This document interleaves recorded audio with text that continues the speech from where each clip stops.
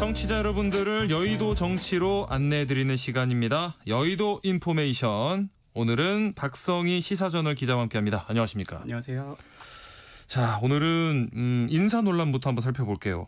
이 보좌관 갑질 논란에 휘말렸던 강선우 여성가족부 장관 후보자 임명될 걸로 보이고요. 또 표절 논란 휘말렸던 이진숙 교육부 장관 후보자는 지명 철회를 했는데 이런 인사 배경부터 좀 정리를 해 주실까요? 네, 두 사람 모두 논란의 인물들이었죠. 그래서 대통령의 최종 선택에 관심이 쏠렸는데 결국 이재명 대통령은 이진숙 후보자 지명은 철회하고 강선우 후보자는 임명하는 쪽으로 정리했습니다. 우상호 정무수석은 고심에 고심을 거듭한 결정이라고 밝혔는데 그만큼 이 대통령도 숙고를 거듭한 뒤에 내린 결론으로 보입니다. 네. 일단 여권에선 후보자들을 둘러싼 논란과 또 직무의 연관성이 이 두 사람의 운명을 갈랐다는 관측이 나옵니다. 이진숙 후보자는 논문 표절 그리고 자녀 유학 특혜 논란에 휩싸였었는데 네. 이게 교육부 수장직과 직결된 문제라는 거죠. 그렇죠. 반면 강선우 후보자의 갑질 의혹은 이게 인성이나 업무 태도에 가까운 논란이지 여성가족부와 직접적인 연관성이 떨어진다는 판단입니다. 네. 그럼에도 사실 팔이 안으로 굽는 상황이라는 게 대체적인 분석입니다. 강 후보자의 경우 강성 친명계로 꼽히고 또 김혜경 여사와도 상당히 가까운 사이로 알려졌습니다. 재선 의원이다 보니까 당내 의원들과의 사이도 돈독하고요. 네. 그렇다 보니 외부인인 이진숙 후보자보다 강 후보자를 향한 일종의 동정심 그리고 신뢰가 정부 여당 내 상당히 확산해 있는 게 사실입니다. 네. 김병기 민주당 원내대표도 최근 이 대통령을 만났는데 이 자리에서 낭만은 절대 안 된다. 이런 취지로 강 후보자를 강하게 옹호한 것으로 알려졌습니다. 예. 대통령으로서 내가 아니라 여당의 뜻이다. 강 후보자 임명의 명분을 확보한 셈이죠. 이 정치권 반응이 궁금한데 아무래도 야당 반발이 만만치 않죠. 네, 국민의힘은 사실상 인사 불복을 선언했습니다. 네. 강선우 후보자의 임명이 강행될 경우 장관으로 인정하지 않겠다는 입장을 밝힌 건데요. 네. 박성훈 수석 대변인은 강선우 여가부 장관을 전제로 한 어떤 행동에도 협조하지 않겠다 이렇게 밝혔는데 상임위 활동은 물론 본회의에서도 장관 대우를 하지 않겠다는 겁니다. 임명되면 강선우 장관이 아니라 강선우 씨 혹은 강선우 의원 이렇게 호칭하겠다는 건데 한마디로 장관을 투명인간 취급해서 자진 사퇴할 수밖에 없는 상황을 만들겠다는 겁니다. 네. 국회에서 국민의 의원들 특히 국회 환노위에서 활동하는 의원들을 제가 만나보면 반발이 상당히 거셉니다. 예. 어제 한 보좌관을 만났는데 강 후보자를 두고 직장에서 갑질하다 걸린 직원을 사장이 징계는커녕 승진시키는 거랑 뭐가 다르냐 이렇게 되물었는데요. 네. 송원석 원내대표 오늘 기자들과 만나서 강 후보자 청문회 한 번 더 하자 이렇게 여당에 요구하기도 했습니다. 예. 나아가 야당 내부에선 이번 인사 국면을 일종의 반격 기회로 보는 시각도 상당합니다. 이번 정부 들어서 대통령 지지율이 꾸준히 상승하고 있는 반면 국민의힘 지지율은 계속 하락세였거든요. 그렇죠. 아무래도 이번 인사 논란이 야당에게는 이 분위기를 바꿀 절호의 기회겠죠. 강 후보자 임명이 끝난 후에도 야당의 공세는 한동안 이어질 것으로 보입니다. 네. 근데 이 문제 관련해서 반발이 야당에서만 나오는 게 아니고 여당 내부에서도 이 갑질 논란을 어떻게 받아들여야 하는지 좀 논란이 있어요. 네, 맞습니다. 민주당 원내 지도부는 강 후보자를 강하게 엄호하고 있지만 물밑에서는 분명 불편한 기류도 감지됩니다. 네. 우선 문진석 민주당 원내 운영 수석이 한 라디오 인터뷰에서 보좌 증가 의원은 동지적 관계다. 갑을 관계가 아니다. 의정 활동하면서 공과사를 나누기 굉장히 애매한 측면이 있다.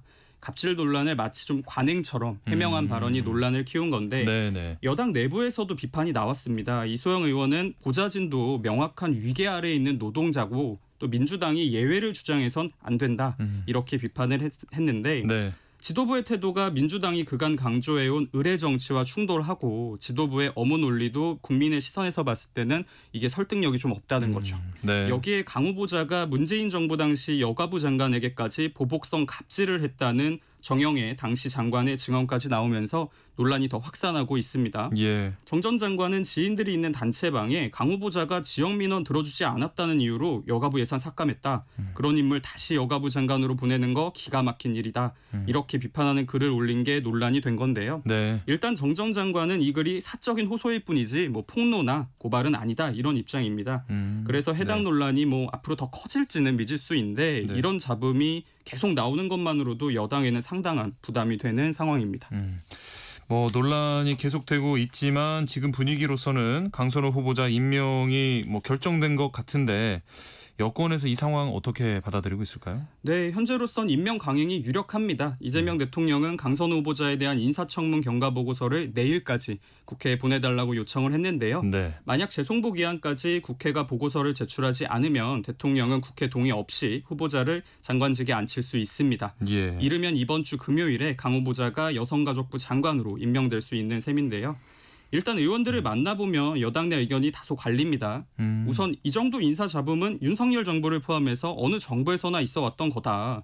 강선우 후보자도 해명을 했으니까 일단 일할 기회만큼은 한번 줘보자. 이런 주장도 있습니다. 네. 이번 논란을 너무 침소봉대할 필요가 없다는 것인데 네. 다만 내부에선 이걸 일종의 교통사고로 보는 시선도 적지 않습니다. 예. 당장은 크게 아픈 부위가 없어도 교통사고처럼 나중에 가서 심각한 후유증이 나타날 수도 있다는 거죠. 네. 가장 우려하는 게 이제 강 후보자를 겨냥한 추가 폭로가 나오거나 아니면 입각한 다른 장관들을 둘러싸고 또 갑질 논란이 터지는 경우입니다. 아하, 네. 이게 제2의 강선우 논란이 누적되다 보면 이재명 정부가 내세운 투명하고 공정한 인사검증 이 원칙이 흔들릴 수 있다는 거죠. 예. 또 강 후보자와 달리 비상계엄 옹호 논란이 있었던 강준욱 전 국민통합비서관은 이틀 만에 자진 사퇴했는데 네. 대통령실이 이때 밝힌 이유가 국정 철학과 맞지 않는다는 의견이 강하게 제기됐다. 이렇게 해명을 했는데 국정 철학을 기준으로 인사를 빠르게 정리한 건데 이 탓에 일각에선 인사의 형평성 문제도 지적됩니다. 네, 네. 정부의 인사 기준 그리고 일관된 설명이 무엇보다 중요한 시점입니다. 인사 논란으로 지금 뭐 여권의 부담이 커지는 상황인데 이럴 때일수록 여당 리더십도 또 중요한 변수가 될 것 같습니다. 민주당 전당대회 지금 판세는 어떻게 흘러가고 있을까요? 네, 맞습니다. 사실 바깥이 굉장히 소란스럽지만 민주당의 화두는 역시 전당대회입니다. 네. 정권 초반 누가 여당 대표가 되느냐에 따라서 전국 분위기도 그리고 이재명 정부의 성패도 좌우될 수 있는데요. 네. 그만큼 이번 전당대회가 갖는 정치적 의미 상당합니다. 우선 현재까지 판세를 보면 정청래 후보가 확실히 앞서 나가는 모양새입니다. 네. 권리당원 투표 결과 충청권과 영남권 모두 정청래 후보가 62%대 득표율을 기록하면서 박찬대 후보를 25%포인트 이상 큰 격차로 따돌렸습니다. 예. 누적 득표율 역시 정청래 후보가 거의 더블 스코어 가까운 표차로 박 후보와 거리를 벌리면서 선두를 달리고 있습니다. 사실 애초에는 조금 상당한 접전이 펼쳐질 걸로 예상을 했었는데 뭐 이렇게 격차가 벌어진 이유는 뭐라고 보실까요? 맞습니다. 저도 지난주까지만 해도 이거 접전이 될 거다 네. 이렇게 전망을 했었는데 네. 오히려 일각에선 직전 원내대표였던 박찬대 후보의 우위를 전망하는 그렇죠. 목소리도 상당했습니다. 네네. 그런데 뚜껑을 열고 보니까 판세가 생각보다 정청래 후보 쪽으로 크게 기운 모습인데요. 네. 박찬대 후보 측도 큰 충격을 받은 것으로 알려졌습니다. 예. 이게 비상계엄 당시에 박 후보가 원내대표로서 이재명 당시 당대표와 투톱으로 당의 투쟁을 이끌었었잖아요. 그렇죠. 그래서 소위 명심은 박찬대라는 시선도 많았고 또 언론 노출도 박 후보가 많았기 때문에 이 정도 표차는 쉽사리 예상하기 좀 어려웠습니다. 네네. 그런데 왜 이런 결과가 나오고 있느냐? 아무래도 메시지의 선명성이 영향을 미쳤던 것으로 보입니다. 네. 일단 정청래 후보는 소위 매운맛 후보로 불립니다. 네. 자극적이고 선명한 메시지를 계속 내고 있는데 예를 들어 국민의힘을 향해 내란당 해체, 위헌정당 심판 청구, 수위 높은 메시지를 내고 있고 반면 박찬대 후보는 좀 상대적으로 순한 맛 후보입니다. 네. 야당 비판 물론 수위 높게 하고는 있지만 협치의 필요성 같이 강조하고 있거든요. 네. 결국 지금까지 집계된 표심을 해석하면 민주당원들은 수비보다는 공격, 강한 민주당, 투쟁형 지도부 이렇게 더 선호하고 있는 것으로 보입니다. 예. 뭐 물론 승부는 끝까지 가봐야겠지만 뭐 이 민주당 전당대회 그러면 남은 변수나 반전 가능성 뭐 얼마나 있을까요? 물론 확신은 이릅니다. 이게 적은 가능성이지만 변수는 남아 있죠. 네. 일단 박찬대 후보가 아직 자신감 잃지 않았습니다. 네. 어제 마침 제가 박찬대 후보와 서면 인터뷰를 진행했는데 예. 초반 열세에 대해 말하기를 나는 정치 대비한 일에 늘 약자였고 그래서 역전에 나는 익숙하다 이렇게 답하더라고요. 예. 실제 아직 표심이 공개되지 않은 수도권과 호남 지역에 전체 권리당원의 75% 이상이 몰려 있습니다. 네, 네. 그래서 박찬대 후보 측은 남은 시간에 조직력을 총동원해서 승부수를 던지겠다는 계획입니다. 무엇보다 과거 당내 선거에서 반전의 사례가 있습니다. 2021년에 민주당 대선 경선 당시에 이재명 후보가 초반에 압승을 계속 이어가다가 3차 선거인단 투표에서 이낙연 후보에게 30%포인트 이상 뒤지면서 이변을 연출하기도 했죠. 예. 그럼에도 정청래 후보는 초반 2연승 이미 승기 잡았다고 확신하는 모습입니다. 네. 지금 이 민주당 경선을 두고 뭐 여당뿐만 아니라 야당인 국민의힘도 뭐 예의주시할 수밖에 없겠죠. 그렇죠. 네. 국민의힘 내부에선 정청래 당대표 최악의 시나리오다 이런 말도 나옵니다. 네. 정 후보가 정당 예산 심파 청구법을 발의한 상태고 내란당 해체하겠다. 막 이런 발언도 서슴지 않고 있으니까 예. 야권에선 이러다 진짜 당 해체되는 거 아니야? 이런 우려도 나옵니다. 네. 홍준표 전 대구시장도 정청래가 되면 국민의힘 가만 안 놔둘 것 이렇게 경고하기도 했습니다. 네. 자, 민주당과 마찬가지로 국민의힘도 지금 뭐 전당대회 열기가 고조되고 있는데 이 후보 라인업이 어느 정도 윤곽을 갖춰가는 것 같아요. 지금 어떤 인물들이 출마 선언을 했죠? 네, 국민의힘 새 지도부를 선출하는 전당대회가 다음 달 22일 충북 청주에서 열릴 예정인데요. 네.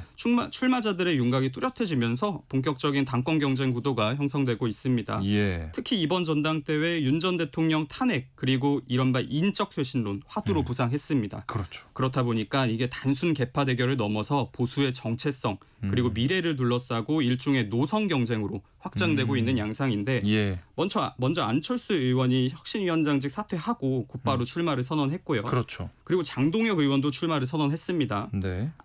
안철수 의원과는 좀 정반대의 메시지를 내고 있는데 이렇게 나오는 인적 쇄신, 뭐 혁신안 이거 다 극우 프레임이다. 이거 내가 깨부수겠다. 이렇게 선언했습니다. 예. 그리고 지난 대선 후보로 나왔던 김문수 전 장관 그리고 국민의힘 최다선이죠. 조경태 의원도 출마 의사를 밝혔고요. 예. 그리고 오늘 오전에 주진우 의원까지 출사표를 던지면서 네네. 전당대회 열기 달아오르고 있습니다. 지금 아직 출마 여부를 밝히지 않은 한동훈 전 대표가 아무래도 좀 관심이 쏠리는데 만약에 출마를 하게 된다면 좀 큰 변수가 될 것 같은데요. 맞습니다. 현재 국민의힘 전당대회 가장 큰 미지수이자 변수가 바로 한동훈 전 대표의 출마 여부입니다. 네. 저도 궁금하더라고요.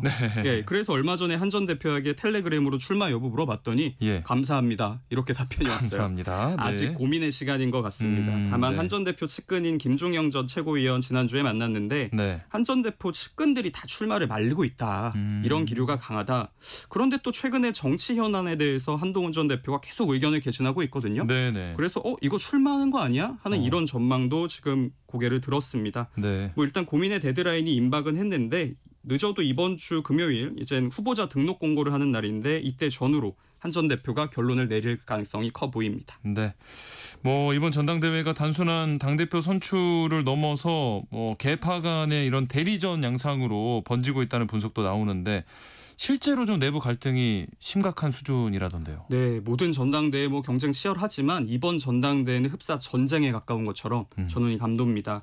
친윤계와 비윤계가 서로를 청산 대상으로 지목했기 때문에 여기서 밀리면 다음 공천 물 건너가는 거 아니야? 이런 우려가 팽배한 상황인데요. 네. 일단 계파 갈등에 불을 지핀 첫 번째 사건이 이제 최근 당윤리위원회가 김종혁 전 최고위원에 대한 징계 절차에 착수한 겁니다. 네. 윤리위가 이제 당 대선 후보를 비판하고 계파 갈등을 조장했다. 이 이유를 들어서 징계 절차에 착수한 건데 김 전 최고위원과 친한계는 이거 계파 탄압이다. 이렇게 규정을 했고 한동훈 전 대표도 당이 망하는 길로 간다. 이렇게 비판을 했습니다. 예. 그리고 또 하나의 갈등의 축이 한국사 강사죠. 전한길 씨의 입당입니다. 네. 계엄을 옹호하고 부정선거 의혹을 제기한 전 씨의 입당을 두고 당권 주자들 사이에서 입장이 극명하게 엇갈리고 있는데 네. 김문수 전 장관은 뭐 문제 없다 포용론을 펴고 있지만 뭐 안철수 의원, 조경태 의원은 계엄과 부정선거 옹호한 사람 받아들일 수 없다. 이렇게 강하게 반대하고 있습니다. 네. 당 지도부가 전 씨의 언행을 조사하겠다고 밝혔지만 앞으로 누구까지 당이 포용할 수 있느냐 이거 두고 내부 균열이 심화될 것으로 보입니다. 네. 지금 상황에서는 야당의 화두가 이 전당대회로 막 크게 쏠려 있는 모습인데 사실 지금 혁신위가 아직 가동 중이거든요. 그렇습니다. 이렇게 되면은 윤희숙 혁신이 그 쇄신 분위기에 좀 찬물이 끼얹어지는 거 아닌가 하는 우려도 드는데요. 네, 윤희숙 혁신이 스포트라이트 전혀 받고 있지 못하는 모습입니다. 네. 윤희숙 위원장이 혁신안을 내놓은 지 이제 10일이 넘었는데 당 차원에서 혁신안을 논의할 의원총회 오늘에서야 겨우 열렸습니다. 예. 애초 20일에 예정되어 있었는데 이게 폭우 피해를 이유로 연기가 됐고 다시 오늘로 밀린 건데요. 윤희숙 위원장 오늘 아침에 언론 인터뷰 통해서 의원들이 3년 남은 임기 뒤에 숨어 있다. 혁신안에 좀 싸늘한 시선을 보내는 의원들을 향해서 날선 비판을 가하기도 했는데 네. 결국 윤 위원장 오늘 의총에 불참했습니다. 네, 일종의 항의 표시인 셈이죠. 네. 실제 윤 위원장이 내놓은 인적 쇄신안뿐 아니라 국민 여론조사 100% 전당대회 이런 제안에 당 지도부가 반응하지 않고 있습니다. 예. 안철수 의원 같이 일부 주자들이 동조하고는 있는데 선관위가 기존 안대로 가겠다는 입장입니다. 네. 이렇게 혁신안 논의가 공전하는 사이에 국민의힘 전당대회 어느새 30일 앞으로 다가왔습니다.